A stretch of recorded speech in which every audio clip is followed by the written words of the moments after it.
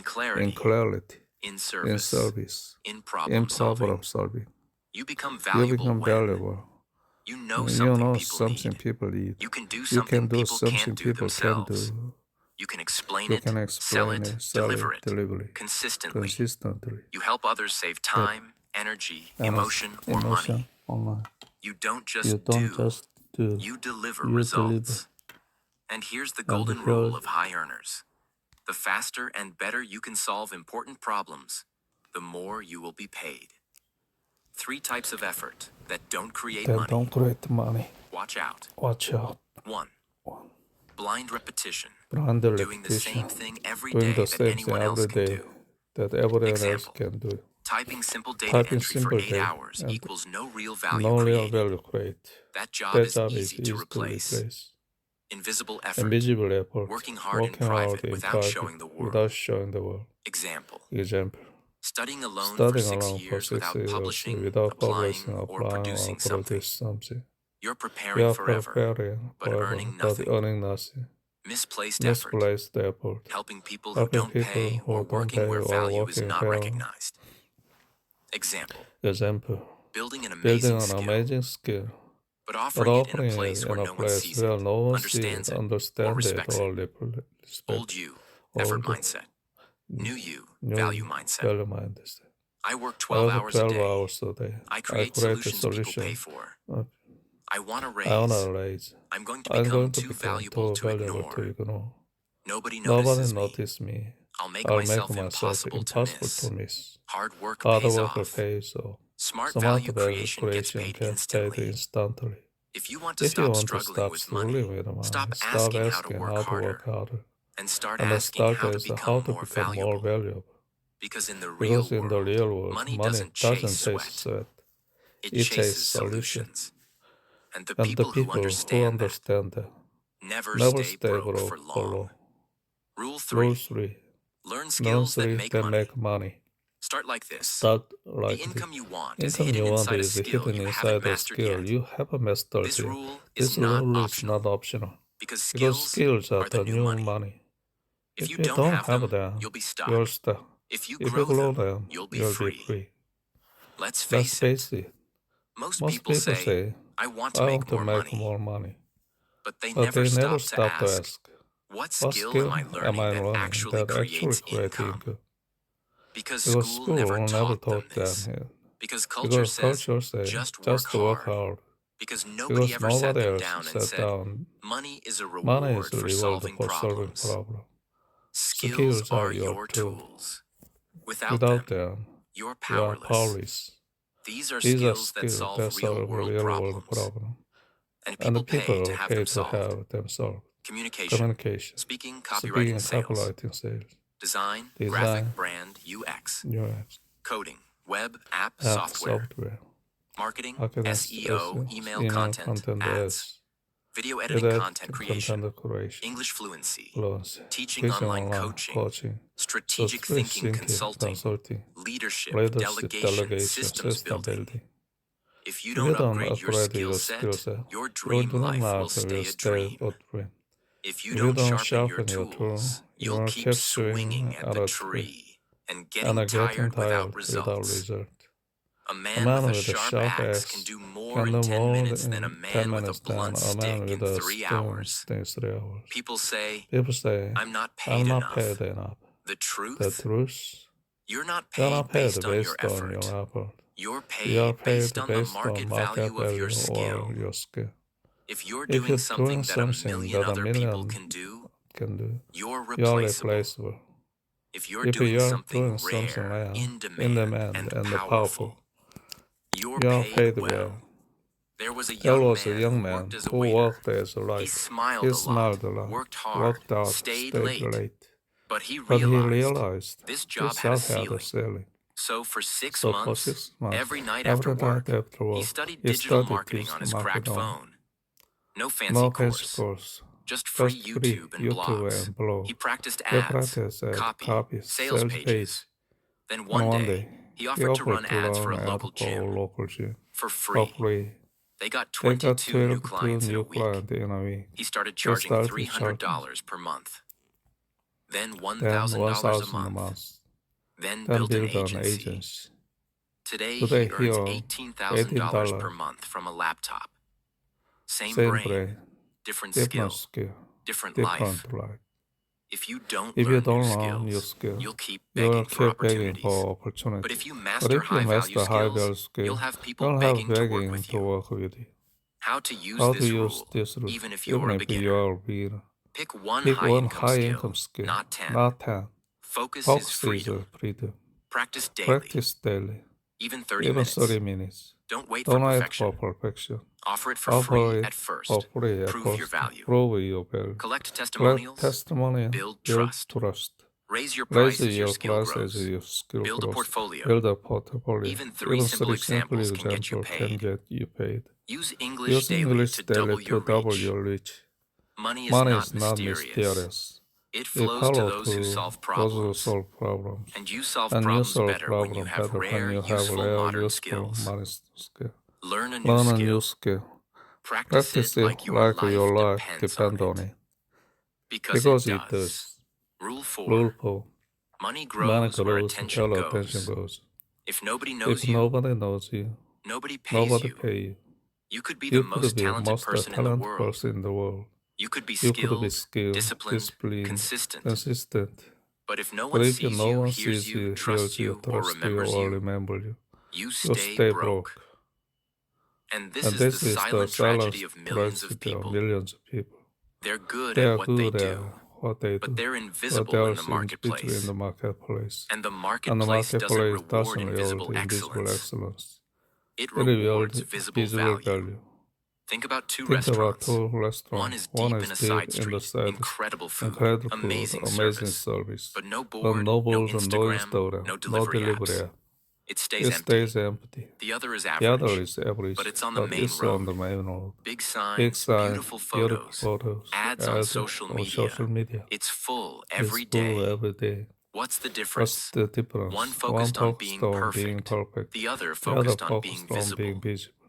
The second The one second one understood this rule. understood this rule. If you want If to you want to attract money, attract you money, need you attention attention first. In first. today's world, Today's attention world, is not attention is optional. not optional. It's a It's a form form of of capital. capital. If you If can you get can people's get attention people's attention and use and it use it wisely, you'll you'll never never struggle with money with money again. again. Because Because attention attention brings brings opportunities, trust, trust, clients. client, Visibility equals credibility equals profitability. So how do you get how do you attention? get? You don't have to be You loud. don't have You to don't be have to loud. You dance. don't have to You dance. just have to You just have consistently to show up where consistently people are show already where looking. people are already looking. That means That means create create content around your skill. your skill. Share Share your progress publicly.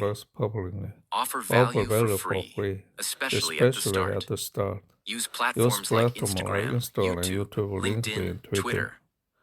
Answer questions, make tutorials, post ideas, show your face, or at least your voice. Because someone is searching right now for exactly what you offer, but they can't find you because you're hiding. you are hiding. You You don't don't need to be the need best. to be best. You You need to be need to be seen. seen. You You need to need be to be trusted. trusted. You You need to need be to be chosen. chosen. And that will And that never will happen never happen. if you're If still you're telling still yourself, telling you, I'm not I'm ready, not ready, or or I don't want to post, or or I'm not comfortable with people watching me. You don't You have to don't be have to be viral. viral. You just You have to be just have visible to be to the right visible to people. the right people. Invisibility is the enemy of income. income. Attention is the oxygen of modern money. Don't just be good. Don't just be Be good, be seen. seen. Don't just Don't work just hard. work hard, Be be discoverable. discovered. Because your Because next big client, your your next next opportunity, your next jump in income is waiting to is see waiting you, to see you. but But only if you show up. Rule 5. Rule 5. No No one's one's coming to coming to save you. save you. Most people Most stay people broke, stay broke. not because they Not don't have because they potential, don't have but because potential, they're but because secretly they are waiting for someone else to secretly change their waiting for life, someone else to change your waiting life, for a waiting for promotion, promotion, waiting for the for the economy to improve, waiting for motivation, waiting for a rich partner, waiting for luck, waiting for some magic moment to begin. But the truth is brutal. Nothing changes until you do. The reason you're still stuck financially might not be your job, your parents, your past, or your city. It might be because you're still waiting to be rescued. You're waiting for someone to push you, to believe in you, to give you the chance.